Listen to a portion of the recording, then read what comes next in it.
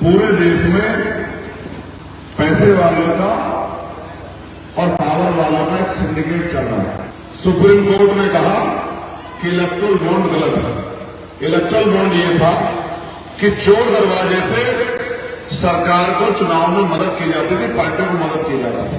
इस देश में आप वोट किसी को दो, राज भारतीय जनता पार्टी का ही रहेगा, क्योंकि आपके वोट को चोरी करने का इंतजाम उन्होंने कर लिया है।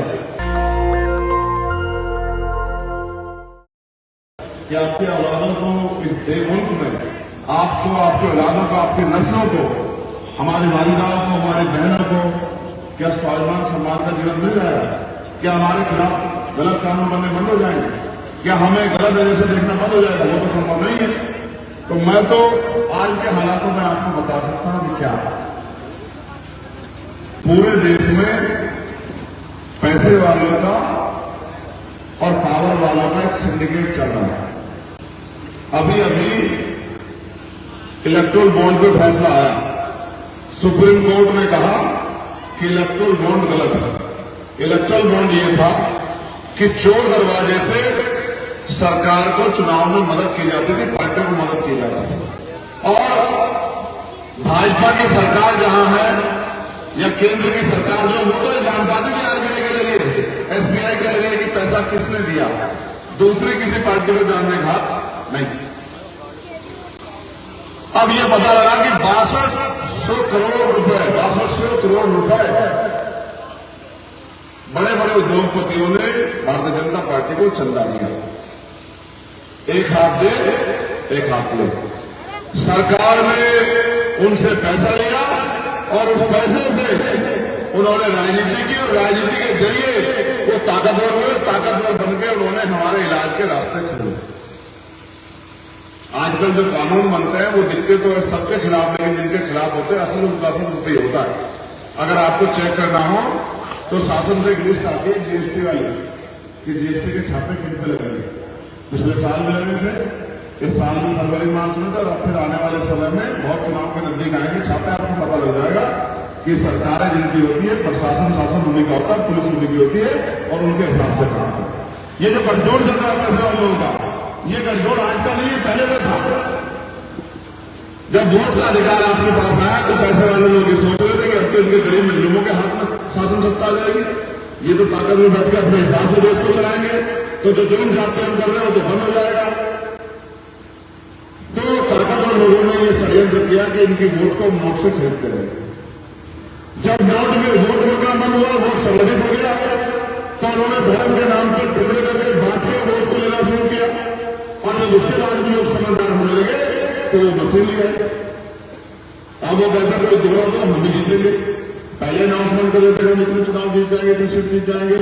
ये जो गठजोड़ है, अगर इसको और समझना हो तो समझना कि भारत में ईवीएम बनाती है BHEL, Bharat heavy electric limited, और उसमें जो 5, 4, 7 उसमें टोटल उसके जो मेंबर है, स्वतंत्र मेंबर, स्वतंत्र डायरेक्टर में 4 भारतीय जनता पार्टी के बड़े नेता हैं जो चुपचाप उसके अंदर है। इस देश में आप वोट किसी को दो, राज भारतीय जनता पार्टी का ही रहेगा, क्योंकि आपके वोट को चोरी करने का इंतजाम उन्होंने कर लिया है। ये बात मैंने आपको इसलिए बताई है कि आपको पता लगे। अब आपके नेता जिनको अपना रहनुमा माना, उनको इससे फर्क ही नहीं पड़ता, क्योंकि उनके घर पर तो मुसीबत नहीं आई। कानून बनेगा तो मुसीबत तो हर उसमें आएगी ना, कमजोर होगा। इस मुल्क में कौन कमजोर है? आप अपने आप देख लो। इसका उदाहरण देखना हो बराबर में हरियाणा चले जाओ, और ज्यादा मन करे तो रामपुर चले जाओ, और उससे ज्यादा मन करे तो आसपास के दूसरे प्रदेशों के हाल देख लो। और जिनके पास ताकत नहीं होती है उनको कैसा न्याय सहना पड़ता है, तो कभी मन करे तो मणिपुर घूमा। इस देश में मैं तो इस सोच को भी हैरान करता हूं कि आप पार्टी को सेकुलर मानते हैं कि पार्टियां सेकुलर है। वही व्यक्ति जो कल तक भाजपा में 20 साल राजनीति कर रहा था, आज किसी दूसरी पार्टी से आ जाता है सेकुलर पार्टी, तो आप उसको भी वोट देते हो। जो 20 साल आपका इंतजाम कर रहा था, आप उसको भी ताकत देते हो। तो मैं इस बात को लेकर सोच के हैरान हूं। ये नगीना लोकसभा आपने इतनी ताकत है कि आप अपना जमकर एमपी चुन सकते हो नगीना में, जिसकी तरफ उंगली उठा लोगे वो एमपी बन जाए नगीना में। तो आप ये महसूस करके देखो ताली बच्चे कि आपकी हिमायत में चंद्रशेखर आजाद से बेहतर कोई है, तो आप उसके साथ खड़े जाओ। और अगर नहीं है तो इस लड़ाई को लड़ने का मौका एक बार चंद्रशेखर आजाद को देके देखो, फिर आप बताना कि आपने ताकत पैदा की है नहीं, कि आपने आवाज बुलंद की ना की, इसका फैसला आप तब करना। आपने सबको जुड़ा के देख लिया। मैं अगर झंडा गिराऊंगा तो बड़ी तकलीफ होगी, क्योंकि जब दुख याद आते हैं, जख्म कुरेदे जाते हैं तो तकलीफ होती है कुरेदने वाले को, जिसका कुरेदे उसको भी। जब वाराणसी में मुख्यमंत्री जी ने बयान दिया साहब कि मुसलमान खुद तो घर में घुस गया और अपने बच्चों को, अपनी पत्नियों को, अपनी वालिदाओं को सड़क पर बिठा दिया आंदोलन करने के लिए, अपनी तो हैसियत भी बची इसकी। तो साहब वो रहनुमा लोग जिनको आपने वोट दी वो कहां थे साहब? वो कौन सी जगह आंदोलन कर रहे थे? वो कौन सी जगह खड़े थे? वो कौन सी लड़ाई की व्यवस्था कर रहे थे? जिनको आपने वोट दी वो भी अपने घर परिवार के बारे में सोच रहे थे। तो आप वोट ताकत बनाने के लिए देते हो या किसी के कारोबार चलाने के लिए? आपके कारोबारों की तो सरकार की नजर है। जब दिल्ली में मौलाना अब्दुल कलाम आजाद साहब जहां खड़े थे, उन्हीं पैरों को याद करते हुए पूरी दुनिया को बताने के लिए कि देश में मुसलमान दूसरे दर्जे का नागरिक बन गया है, उनकी आजादी के लिए हमें दुआ करनी पड़ रही है। इसलिए मैंने जमा मस्जिद की सीनियर आंदोलन की कॉल दी और उस दिन फिर आपसे कहा कि आप अपने आप को अकेला मत समझना। चंद्रशेखर आजाद के साथ खड़ा है, ना मैं कोई दल चलाता था, ना मैं कोई पार्टी चलाता था, ना मेरा कोई चुनावी विभाग था, ना मुझे पता था कि एक दिन मुझे नगीना में आपके बीच आना है। आप किसी दलित समाज के गांव में जाकर देख लो, क्या उनकी दिल धड़क रहा है, न रहा कि चंद्रशेखर आजाद आगे हमारा लगने वाला। 100 बकरियां पालने से अच्छा एक शेर पालो, आपको काम आएगा। मेरे भाइयों में नगीना नहीं है, ये नगीना ऐसा नगीना जल जाएगा कि दुनिया में बैठा हर एक व्यक्ति आपका एहसान मानेगा कि आपने मजबूत आदमी को ताकत दे दी जो दिन रात आपके लिए खड़ा है। वरना जब जुल्म होगा, कानून बनेंगे, आपके लिए वायु खाने वाला नहीं मिलेगा आपको। इन नेता के भरोसे रहोगे तो अपने औलादों का सामना नहीं कर पाओगे। यहां तो गर्दन झुकानी सीखी नहीं है साहब।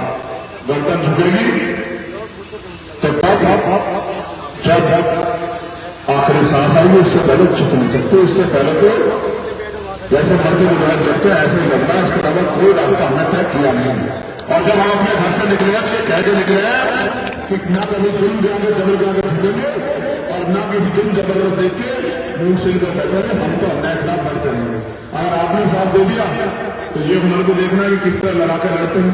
भाई मैदान जब चलता है तो हर आदमी, आप बताओ, मैदान में कोई कुत्ते बिल्लियों को दांव लगाता है या योद्धाओं को दांव लगाता है? आप बताओ। तो वहां पर अगर कुत्ते बिल्लियों को योद्धा समझने लग जाओ तो साहब मैं क्या करूं? बताओ, मेरी 10 बिल्लियों खत्म नहीं। मैं तो जो जुल्म सह के आया, अगर मैं बता दूंगा तो मैं लिख के देता हूं कि आप यहां से रोते हुए जाओगे। जो जुल्म सह के आया 16 महीने अपने लोगों की लड़ाई लड़ते मैंने जेल काटी 10/6 की कोठरी में। और कभी उसने कहा उनको भी यार मैं परेशान हूं। 8 महीने तक मुलाकात बंद कर दी, दवाई बंद कर दी, बोलचाल बंद कर दी, रोटी बंद कर दी, कभी किसी से शिकायत नहीं की। जब मैंने आपसे में लड़ने गया तो 250 लाख हमारी रीढ़ के हड्डी में गैप कर दिया। आप रिपोर्ट चेक करवा लेना, मेरे साथी बता देंगे। महमूद फाते साहब और सब लोग मेरे पैरों के नाखून खींच लिए। मुझसे कहा गया कि दलितों की लड़ाई लो, मुसलमानों को हिमायती मत बनाओ, वरना मुसलमान ने बहुत सारे हिमायती ने ठीक कर दिए। तो मैंने कहा कि साहब ऐसा है, जान लेनी है तो जान तो जिंदगी और मौत उसके हाथ में, इज्जत उल्लत उसके हाथ में। आपसे जान ली जाती तो ले लो, क्या करना है तो हमने तय किया कि हमें क्या करना है। तो खून साहब इतना सह सकते थे, जो भी लड़ाई लड़ते थे ना, दिन देखी ना रात देखी, पूरे देश में जाके शाहीन बनाए। और जब आप महसूस कर लो, दलितों मुसलमानों को लड़ाने का काम किया, सबसे आगे खड़ा हो गए। पिछले 10 साल में दलितों मुसलमानों को दंगा नहीं होने दिया। आप चेक करवा के देख लो, हमें आगे तक घाट बनकर खड़ा रहा। तो आप एक तो तय करिए कि जो आदमी बिना कुछ होते हुए इतनी हिम्मत से लड़ सकता है, कुछ बना दिया आपने तो फिर क्या करेगा? बस ये आप फैसला कर लो। मेरे पास ये है, भाई उठा लेना ना, रुझाना पैसा, ये निशान है, ये निशान अलादीन का चिराग है। इसको वोट देते जाना है, अलादीन का चिराग बनता जाएगा। और जब ये ताकतवर हो जाएगा तो इसको ऐसे कर देना जैसे अलादीन का चिराग को करते हैं कि क्या हुक्म मेरे आका। फिर आप देख लेना कि चंद्रशेखर क्या करके दिखाता है। मैं आपको फिर कहता हूं, आज तानाशाही का दौर बढ़ रहा है। इनकम टैक्स से डरने वाला नेता आपकी लड़ाई नहीं लड़ सकता। आपको ऐसा चाहिए जो जिसकी गले में ना सरिया हो और ना जिसकी रीढ़ की हड्डी कमजोर हो, जिसका जमीन चिंता हो। मैं तो ये जानता हूं 700 का रुपया मौत नहीं होती, जिसका जमीन मर जाता है वो भी मर जाता है। देखो भाई, मैं बहुत पैसे वाला नहीं, बहुत बड़े धन्ना सेठ का बेटा नहीं, किसी मुख्यमंत्री का बेटा भी नहीं, भतीजा भी नहीं। हाँ, जमीन वाला हूं और जब तक जान रहे लड़ना पूरी हिम्मत से लड़ता रहूंगा। ये लोकतंत्र फैसला आपके हाथ में। अगर आपने साथ देने का वादा कर दिया, जितने 16 के लोग यहां बैठे इनकी संख्या 300-400 है, तकनीकी युग है, आप फोन उठा के अपने रिश्तेदारों को कहना शुरू कर दो कि यार वो हमारा भाई है, उसकी मदद करा दो एक बार। हमने सबको जमा के देख रहे, 2 महीने की बात है, इसको भी जमा के देख लेते। अगर ये 2 महीने आपको जिंदगी में याद न रहे, आपकी पीढ़ी में पीढ़ी, तो मुझसे कह देना। मैं तो अगर आप 7 महीने बोलो, ये भी मुझसे सुन लो यार कि मैं हमेशा तुम्हारा था, तुम्हारा हूं, तुम्हारा रहूंगा, कभी तुम्हें पीछे नहीं फेंकूंगा, इस बात का वचन दूंगा। मेरी लड़ाई अगर वोट की होती तो फिर मैं सड़कों में धक्के नहीं खा। नेशनल दस्तक की आपसे गुजारिश है कि अगर इसको बचाना चाहते हैं तो नेशनल दस्तक को सब्सक्राइब करने के लिए रेड कलर के सब्सक्राइब बटन को दबाएं, फिर बेल आइकन की घंटी दबाएं। नेशनल दस्तक को बचाने के लिए बहुत जरूरी है कि हर खबर को शेयर करें, लाइक करें, कमेंट जरूर करें।